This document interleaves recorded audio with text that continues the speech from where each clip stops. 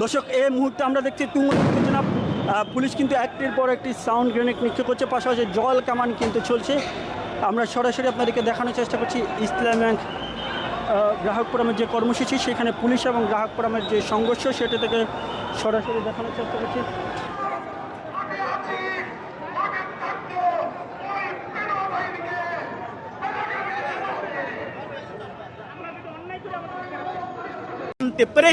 Board মিটিংকে volunteer করে দেওয়ার কারণে এমডি স্যারের বোর্ড অফিসিয়ালি যে আবেদনপত্রটি অ্যাকসেপ্টেড হয় সেটা হয় নাই, কিন্তু চেয়ারম্যান সাহেব উপরের নির্দেশে বা উপরের প্রেশার ক্রিয়েটে, উপরের পুশআপে উনি পদত্যাগ করতে বাধ্য হন।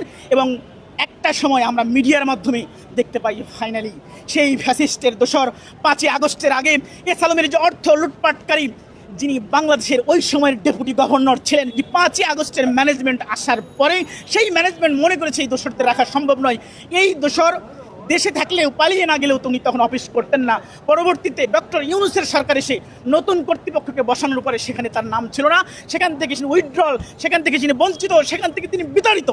এরকম একজন বিতাড়িত দোসর, অর্থ লোপাটকারীর সহায়তাকারী, এস আলমের সহায়তাকারী 5ই আগস্টের পূর্বের শেখ হাসিনার লোক কিভাবে আজকে ইসলামী ব্যাংকের চেয়ারম্যান নিয়োগ দেওয়া হয়, এ থেকে বোঝার বাকি নেই মাননীয় প্রধানমন্ত্রী আপনি তো কথা বলতে পারেন না, আপনি শান্ত, আপনি ওয়াইফকে নিয়ে আস্তে আস্তে গাড়ি চালান, বুঝান আমি ভালো মানুষ, আপনি আস্তে আস্তে ভদ্র ভদ্র কথা বলেন, আমরাও বুঝি ভালো মানুষ। ভালো ব্যবহার দিয়ে কী হবে যদি আমার কাজে ভালো না থাকে? মাননীয় প্রধানমন্ত্রী আপনার প্রতি শ্রদ্ধা আছে, শ্রদ্ধা রেখেই বলতে চাই মাননীয় প্রধানমন্ত্রী আপনি শহীদ জিয়ার ছেলে, আপনি আপসীর নেত্রী বেগম খালেদা জিয়ার ছেলে, যে নেত্রী কখনো অন্যায়ের সাথে আপোষ করে নাই, যে শহীদ যে কখনো অন্যায়ের সাথে আপোষ করে নাই। আপনার আচরণ মুখে সেটা দেখা গেলেও বাস্তবে না জানি কোনো অজানা কারণে স্বরাষ্ট্রমন্ত্রীর কোনো একটা প্ররোচনায় নাকি ইন্ডিয়ান আধিপত্যের কাছে আপনি হেরে যাচ্ছেন আমরা জানি না। তাই আজকে নতুন করে সেই ফ্যাসিস্ট সরকারের অন্যায় অবিচার করা ডেপুটি গভর্নর এখন আমার বাংলাদেশের বর্তমানে বেসরকারি খাতে সর্বোচ্চ ডিপোজিটধারী, সর্বোচ্চ গ্রাহকধারী, সর্বোচ্চ সেবা প্রদানকারী, সর্বোচ্চ আহরণকারী, রেমিটেন্স আরোহণকারী ব্যাংক ইসলামী ব্যাংক বাংলাদেশ পিএলসি, সেই ব্যাংকের একজন চেয়ারম্যান কখনো এরকম দোষর হইতে পারে না। পরিশেষে আমাদের বলতে চাওয়া, যদি আপনার মনেই হয় যে ইসলামী ব্যাংকে আপনার কোনো পক্ষকে সরাতে হবে, যদি মনেই হয় আপনার ইসলামী ব্যাংকে আপনার লোক দিতে হবে, মাননীয় বিএনপি দল পুরো দলকেই বলতে চায় আপনারা বৃহৎ দল, আপনার লোকের অভাব নেই, আপনার দলে যোগ্যতার অভাব নেই, আপনার দলের দলীয় যোগ্য লোকের অভাব নেই। প্লিজ আসুন, আমরা আপনারা সবাই অতীতে নির্যাতিত, 5ই আগস্টের আগে সবাই মজলুমের শিকার ছিলাম। সুতরাং সেই দিনগুলোকে মাথায় রেখে যদি দিতেই হয় আপনার দলের ভিতরে যোগ্য সৎ ভালো মানুষকে দেন, পথ খোলা। আমরা গ্রাহকরা অভিনন্দন জানাবো, নতুন চেয়ারম্যানকে অভিনন্দন জানাবো, কিন্তু এই ফ্যাসিস্টকে আমরা চাই না, এই ফ্যাসিস্টকে আমরা প্রতারিত করবোই করবো।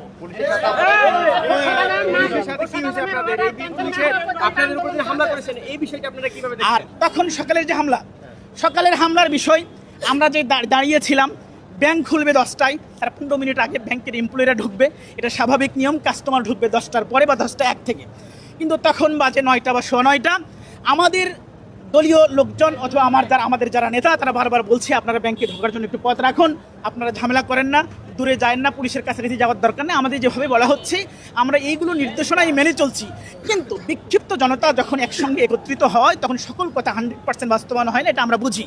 পুলিশের সঙ্গে আমাদের কোনো কথা হয় নাই, আমাদের নেতৃবৃন্দ 2জন এডিসি, সম্ভবত 2জনের সঙ্গে কথা হয়, 2জন এডিসি ভালো কথা বলেছেন এবং ওনারা বলেছেন আমরা আপনাদের সাথে খারাপ ব্যবহার করতে চাই না, আপনারা আমাদের সহযোগিতা করুন, আমরা আপনাদের সহযোগিতা করতে চাই। কিন্তু কিছুক্ষণ পরে আমরা দেখলাম, আমরা ওখানেই ছিলাম, এখানে দায়িত্বপ্রাপ্ত সম্ভবত ডিসির দায়িত্বে একজন স্যার আছেন, যিনি একটু উচ্চতায় শট। এই স্যারের ভয়ঙ্কর অর্ডারে সকল পুলিশ দৌড়ে যায়, মেশিন থেকে রঙিন পানি মারা হয়, হাতে হ্যান্ড বোমা মারা হয়, তাতে আমার অনেক ভাইরা আহত হয়। আমি পাশে ছিলাম, সানমুন টাওয়ারের পাশে, তখন এক ভাইকে একজন পুলিশ কনস্টেবল একটা ইটের 3/3 রয়ে গেছে এরকম একটা ইট যখন মারলো, আমার মাথায় লাগতো, ভাগ্যিস আল্লাহ আমাকে লাগায় নাই, ওনার মাথায় লাগলো, উনি পড়ে গেল, সাথে সাথে কথা বন্ধ হয়ে গেল, উনি ওখানেই প্রচণ্ড আহত, ইনস্ট্যান্ট তাকে হসপিটালে নেওয়া হলো।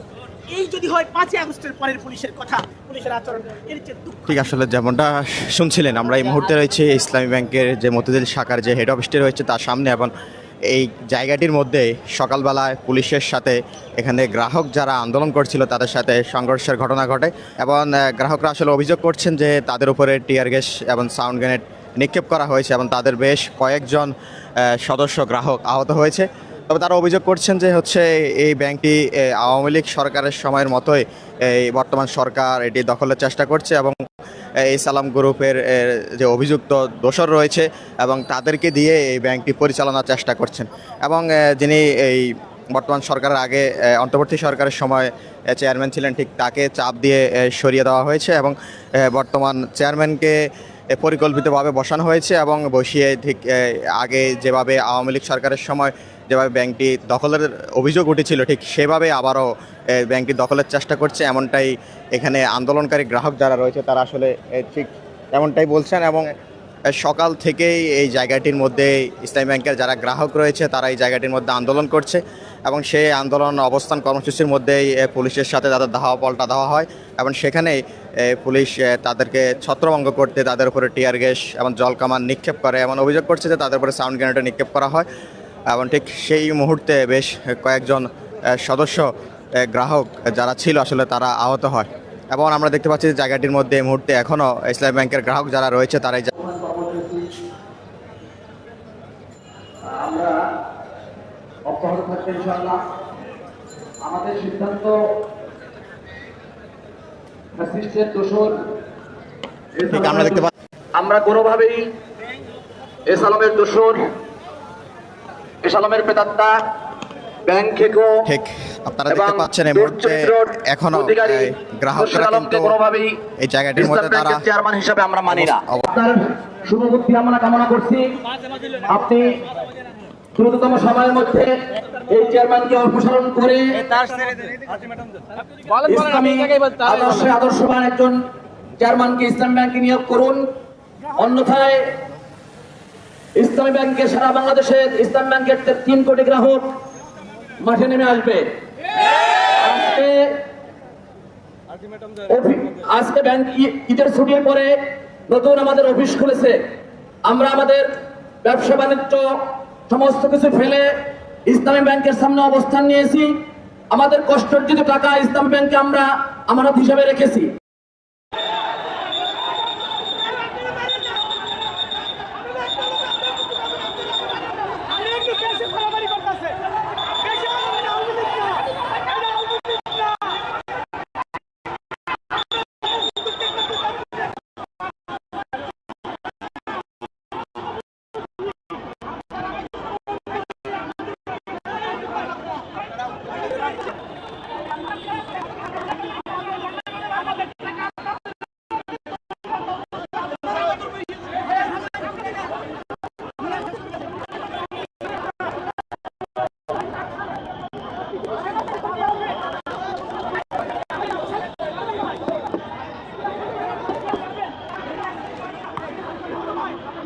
আপু ল্যান্সের সমস্যা আছে, আমি সরি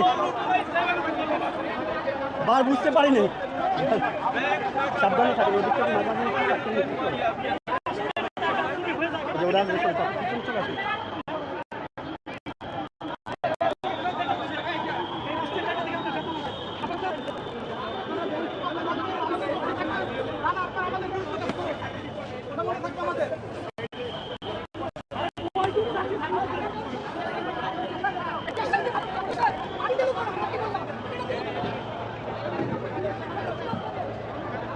শাইন ভাই ওই পাশে